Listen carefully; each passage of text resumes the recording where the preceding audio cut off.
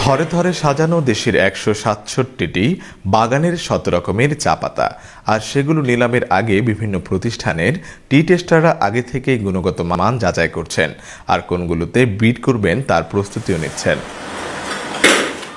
চা বেচাকেনার নিয়ম অনুযায়ী বাগান থেকে চা উত্তোলন করে কারখানায় প্রক্রিয়াজাত করে মিহি দানা, মোটা দানা সহ নানান রকমের চা তৈরি করা হয়, আর এই চায়ের নমুনা পাঠানো হয় এসব ব্রোকারেজ হাউসে। এই বিভিন্ন প্রতিষ্ঠান তারা এই স্থানটিতে আসেন। আমি এখন যেখানেটি রয়েছে সেটি হলো একটি ব্রোকার হাউস। সেখান থেকে প্রায় দেখতে পাচ্ছি, প্রায় আমি একটি যদি দেখাই, এখানে প্রায় ১৫56 নাম্বার স্যাম্পল কিন্তু এখানে রয়েছে। বুঝতে পারছে প্রায় ২০০০-এর উপরে চার নানান ধরনের কালেকশন এখানে রয়েছে। বাগান থেকে সরাসরি এই স্থানটিতে আসে, এখান থেকেই নিলামের জন্য ব্রোকাররা প্রথমে তাদের ওই স্থানটিতে নিয়ে যান এবং যারা কিনতে আসেন তারা এখান থেকে স্যাম্পল কালেকশন করে। আমরা প্রথমে স্যাম্পল করি, তারপর এটা আমরা সিলেক্ট করি, সিলেক্ট করার পর তারপর অকশন হাউসে যাই।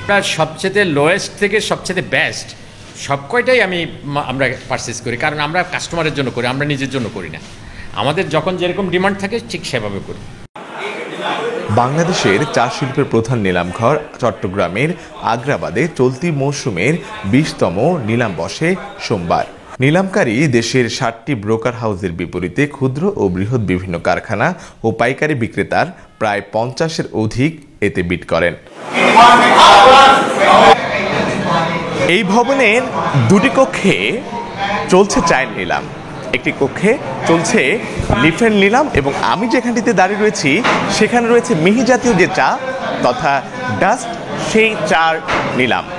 সকাল ৮টা ৩০ থেকে সন্ধ্যা ৬:৩০ পর্যন্ত ধাপে ধাপে পর্যায়ক্রমিকভাবে এখানে অংশগ্রহণ করেন ব্রোকার এবং ক্রেতারা। আশানুরূপ তাদের চার দানাটি এখান থেকেই তারা বুকিং দিয়ে দেন। নিলামে সর্বোচ্চ দরদাতাকারীর কাছে চা বিক্রি করা হয়।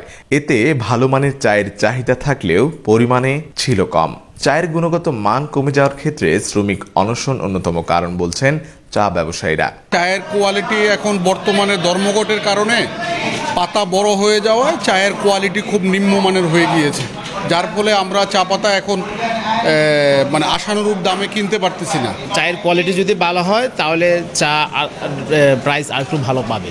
এখন যে চাগুলো আসতেছে এগুলো হচ্ছে অবরোধের সময়কালীন চা, এগুলা একটু কোয়ালিটি খারাপ, এই জন্য এই চাগুলা এখন আমাদের কম প্রাইসে একটু কিনতে হচ্ছে। চা একটু বেশি খারাপ। এখন যে ওয়েদারটা আসছে লাস্ট 7 দিন, এই 7 দিনে যে ধরনের চাগুলো প্রোডাকশন হয়েছে এই চাগুলা বেশ ভালো। এখন এগুলো সামনের সেলে বা তারপর সেলে আসলে এগুলো ভালো প্রাইস পাবে আশা করি। গেল বছর চায়ের উৎপাদনে দেশে মাইলফলক হয়েছে। চা বিপণনের নিয়ম অনুযায়ী বাগানে উৎপাদিত চা নিলামে তুলে বিক্রি করতে হয়।